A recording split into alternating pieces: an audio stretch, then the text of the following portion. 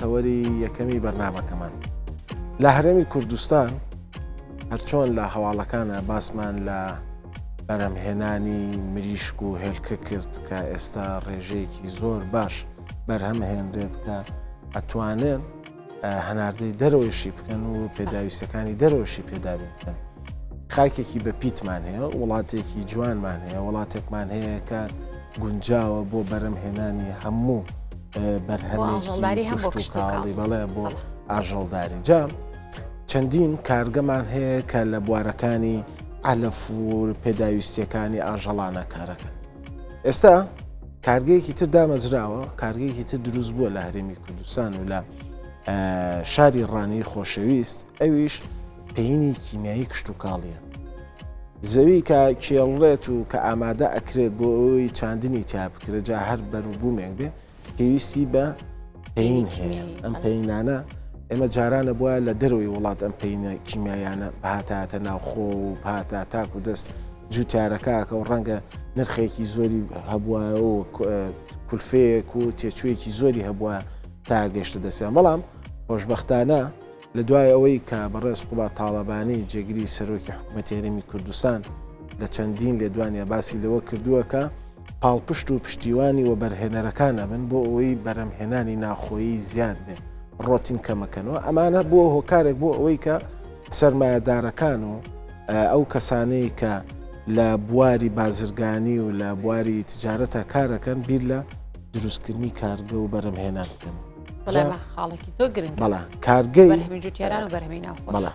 خاوەنی کارگەی بڵین پلانت ئەنێرجی کە کارگەیەکە بۆ بەرهەمهێنانی پەیینی کیمیایی کە خۆشبەختانە دەستی بەکار کردووە. ئێمە ئەمڕۆ محەممەد حەسۆ خاوەنی کارگەکە ڕاستەخۆ لە ڕانیەوە لەگەڵمانە ئەبێ باز لە دروستبوون و گرنگی دروستبوونی ئەم کارگەیەکەین و بەرهەمەکانی و شێوازی دابشکردنەکانی شیانەکەین، زانین کە پلان و ڕۆژیان چۆناهی و بە چه شێوازێکە. بچینە لای کاک محەممەد. کاک محەممەد حەسۆ بانیت باش، سڵاوت لێبێ، هیوادارم زۆر باش بیت. باش با لەوە دەست پێ بکەین پێشەوەی باسی کە جەنابەت خاوەنی کارگەی پلانت ئەنێرجیت باسێکی ئەومان بۆ بکە گرنگی ئەم کارگانە لە چییە، یعنی بۆچی ئەم کارگانە گرنگندا بمەزرێن لە هەرێمی کوردستانەوە دروست ببن. ئەمە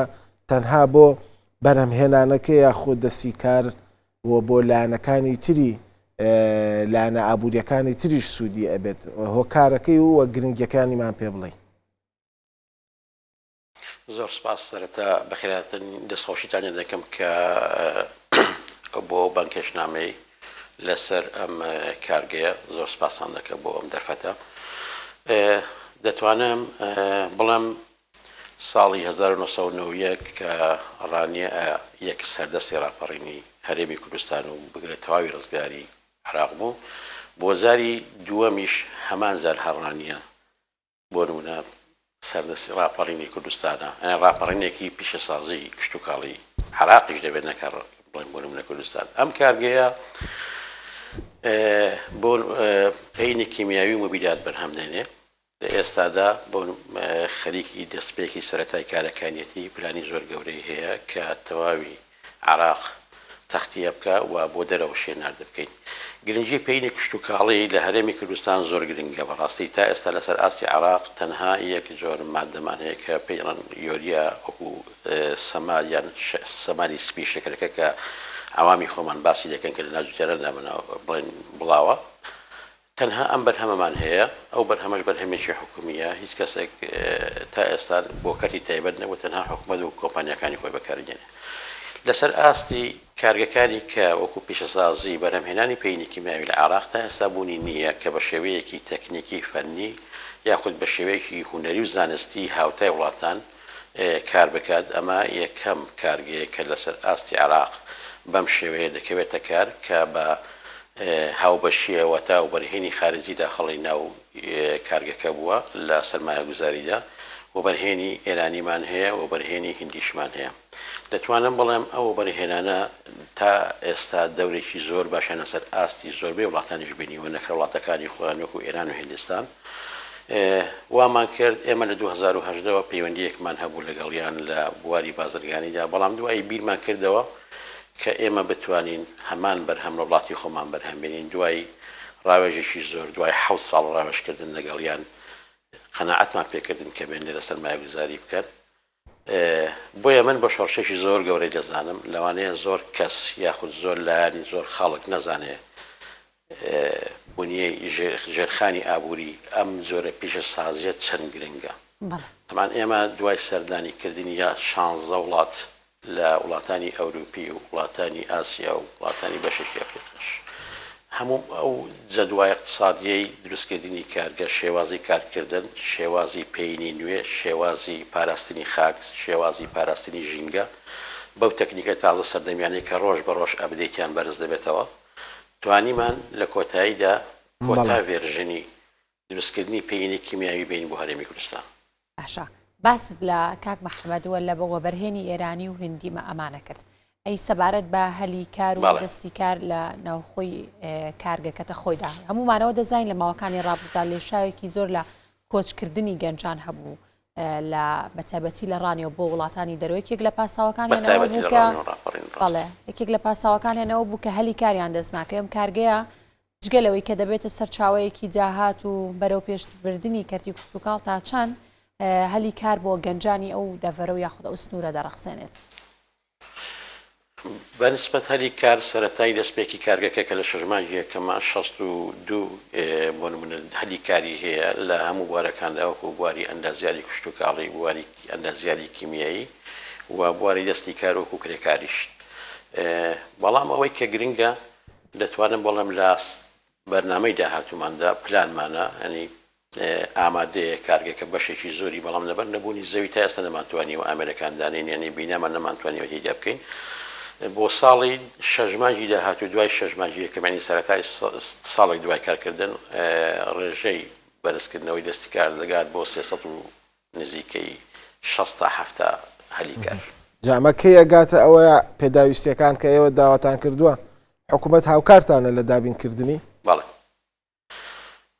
دەتوانم بڵێم تا ئەو لەحزە ینی تا 4 مانگ پێش ئێستاش نەخێر بە شێوەیەشی گشتی هاوکار نەبووە بەڵام تەنها وەزارەتی کوشتتوکاڵ خولی جەنابی وەزیری کوشتتوکاڵ بەڕێز بێگەر تاڵەبانی بەڕاستی هاوکار بوو لە ساڵی 2024 ئێمە یەکەم تیمی هندی و ئێرانی کە هاتین لەگەڵ بەڕێز وەزیر دانیشتین بەڕاستی زۆر تەرجیعی کردین زۆر هاوکار بوو لەو کاتیەوە بۆ دواوە زۆر لەسەر خەت بوو من بێ ئەمەل بوو بە بگەڕێنەوە زۆر ستافی نێودەوڵەتی هەیە یاخود کە بە شێوازێک ئیش دەکەن هەندێک ڕۆتینات هەیە لە وڵاتانی تر نییە زۆر زەرگلەی ئەویان دەکرد کە بۆ نمونە ئیشێکی فەرمانگەیەکمان هەیە بە ئیمێڵێک ئەوان چارەسەری دەکەن بۆچی ئیمە لەوانەیە شوێنی وا هەبوو بە مانگ ماوەتەوە نووسراومانیان شتمان جواب نەداوەتەوە هیچ بەهۆی نەزانی فەرمانبەرەکەی بۆ یاخود ئەهەمیەتی ئیشەکە نەزانراوە تا ئێستا لە کوردستان چۆن باش کاک محەممەد یعنی جەنابە باسی لەو تیمانە کرد هاوکارشم ساناش هەرەوە پرسیاری لێ کردیتەوە بەس جوابێکی وامان دەست نەکەوت ئەم تیمانەی کە هێناوتانن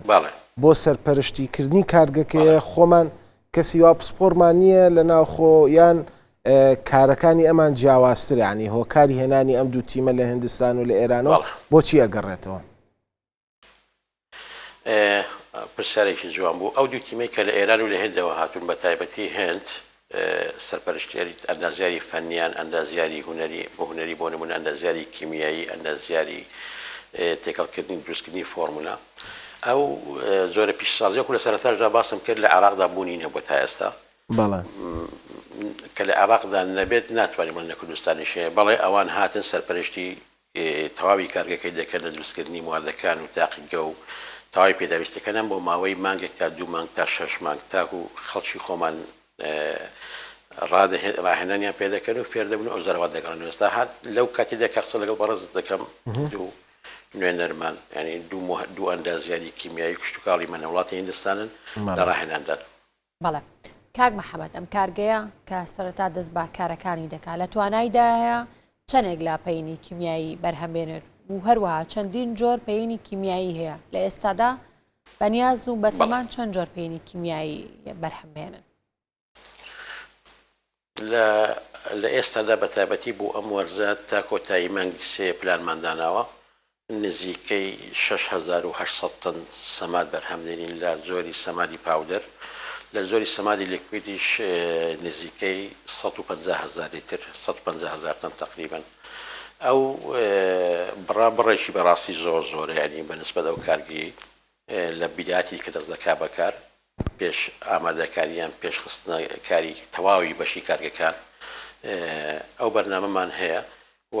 بەڵام ئەوەی کە گرنگە کا کۆسەر کە ئەسانەخم پێ خۆشە ئەوەی ڕوونکەمەوە زیاتر من تاکیدم لەگەڵ ئەو وەبەرهێنانەی دەرەوە کردووە. 3 داواکاریم هەبووە لێیان، یەکێکیان داواکاری یەکەم کوالیتی بووە،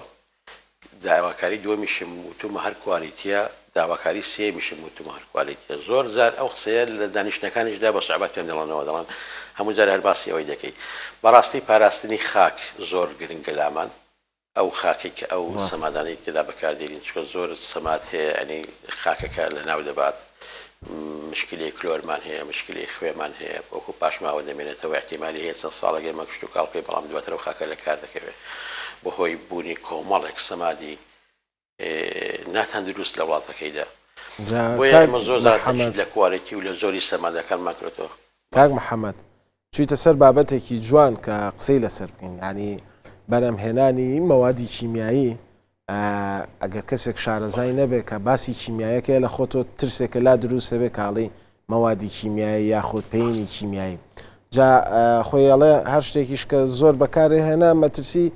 بڵین چۆنەڵی خراپیش بۆی هەیە و باشەشی هەیە. ئێوە ئەو کوالەتیانی کە ئێستا جەنابەوەتە هەر سێ جارەکە وتومە کوالەتی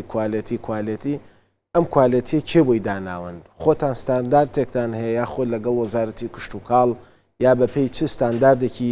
عالەمی ئێوە ئەم پێینە بەرهەم ئەهێنن بۆ ئەوەی